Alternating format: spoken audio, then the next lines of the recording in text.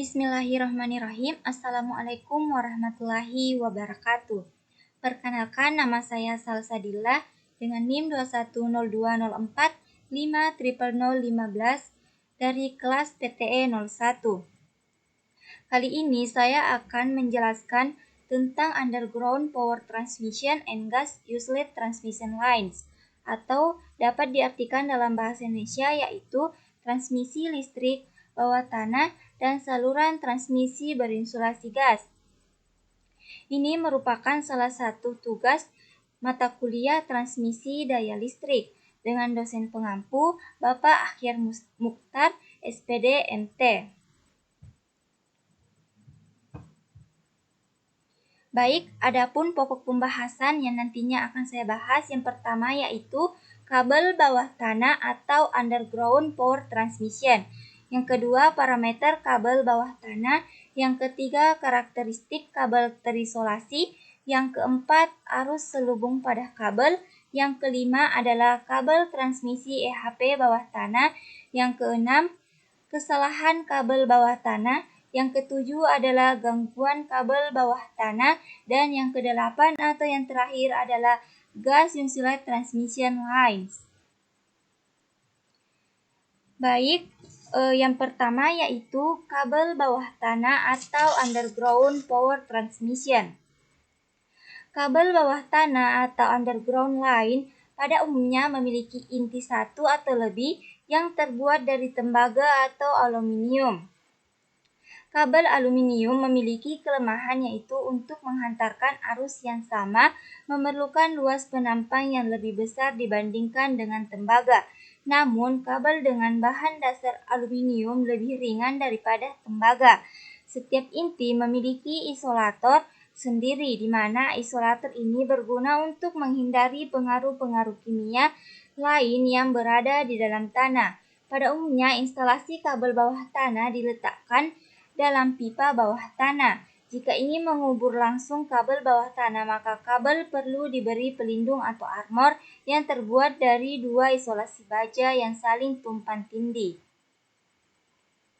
Selanjutnya adalah parameter kabel bawah tanah.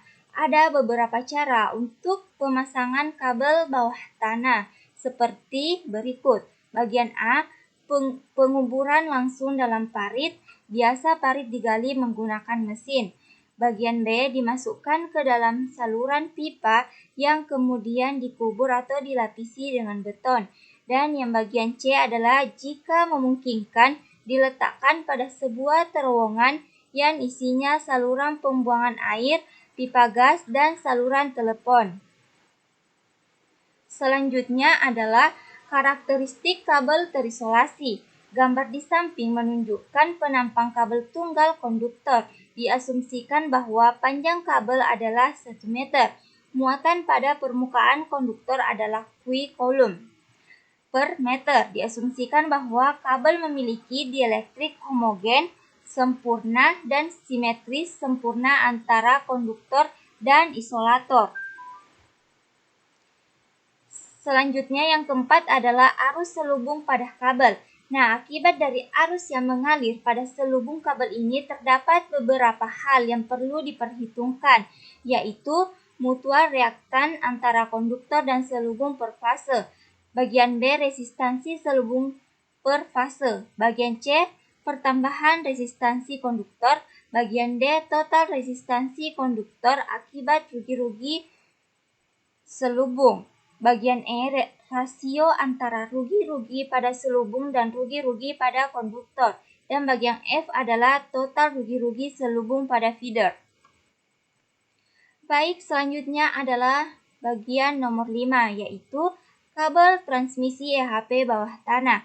Seperti telah dibahas dalam bagian sebelumnya, bahwa reaktans induktif dari garis OH HPAC jauh lebih besar daripada yang kapasitif reaktans. Sedangkan reaktans kapasitif HPAC kabel bawah tanah jauh lebih besar daripada reaktans induktif, yang disebabkan oleh kenyataan bahwa konduktor 3 fase berada sangat dekat satu sama lain dalam kabel yang sama.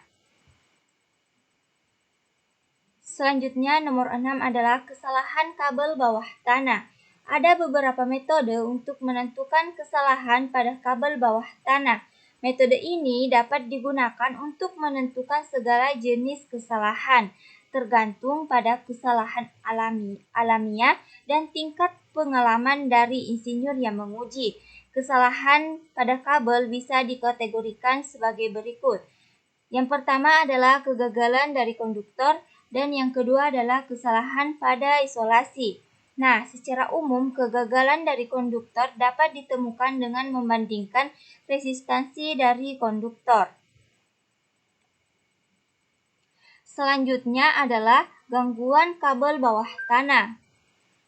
Nah, gangguan pada kabel bawah tanah dapat disebabkan oleh kerusakan pada konduktor, bahan isolasi, ataupun keduanya. Nah, akibat dapat terjadi kondisi-kondisi seperti gangguan konduktor putus, bagian B yaitu gangguan seri, di mana tahanan gangguan yang terhubung seri, bagian C gangguan antar fasa, dan bagian D adalah gangguan fasa ke tanah. Metode pengecekan yang dapat dilakukan jika terjadi gangguan pada kabel bawah tanah yaitu dengan menggunakan metode Murray Loop Test dan metode Farley Loop Test. Selanjutnya adalah bagian 8 yaitu gas insulate transmission lines. Nah, gas insulate line atau GIL atau dapat disebut dengan saluran terisolasi gas adalah penemuan yang ditemukan oleh insinyur di MIT pada 1965. Nah, struktur sederhana dari GIL adalah gas dinitrogen atau N2 dan sulfur heksafluorida atau SF6 yang mengelilingi konduktor berbahan dasar aluminium, insulator berbahan resin dan lapisan luar yang berbahan aluminium. GIL biasanya dipasang di bawah tanah, namun dapat juga dipasang di atas permukaan karena struktur dan bahan dasar GIL membuat saluran transmisi ini dapat bertahan dari polusi, panas, dan radiasi solar yang menjadikan GIL cocok untuk wilayah perkotaan. Kelebihan dari GIL adalah dari segi keamanannya. GIL dinilai tidak memiliki resiko terbakar, mencemari lingkungan sekitar, medan magnet luar yang kecil, dan kapasitas transmisi yang besar. Selanjutnya bagian A adalah konstruksi dari GIL. Nah, terdiri dari 2 tabung konsentris aluminium. Tabung bagian dalam sekitar 180 mm. Diameter dan mempunyai penampang 5.400 mm², sedangkan tabung di luar mempunyai diameter 500 mm, membentuk dinding yang mengandung gas isolasi. Selanjutnya bagian B adalah pemasangan sistem GIL, yaitu yang pertama pemasangan di atas tanah, yang kedua adalah di dalam terowongan, dan yang ketiga adalah terkubur di dalam tanah. Baik, adapun keuntungan dan kerugian dari GIL. Yang pertama adalah keuntungan. Keuntungannya yaitu daya yang ditransmisikan besar. Yang kedua, losses dari transmisi yang rendah. Yang ketiga, kapasitansi yang rendah. Yang keempat, risiko gangguan dari luar rendah. Dan yang kelima, efek medan magnet rendah. Dan yang keenam, tidak terganggu dengan sistem telekomunikasi.